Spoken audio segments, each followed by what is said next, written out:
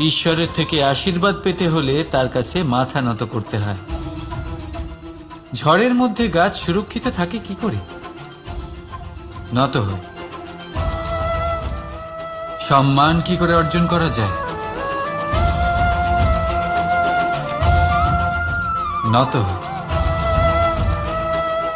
কারোর সামনে নত হওয়া মানে নিজের আত্মসম্মান বিসর্জন দেওয়া নয়, তার অর্থ হল বিনম্র হওয়া। আমরা মানুষ, আর ওই আকাশের উচ্চতায় পৌঁছানোর জন্য আমাদের কোনো পাখির মতো ডানার প্রয়োজন নেই। শুধু যত নত হবেন ততটাই ওপরে উঠবেন।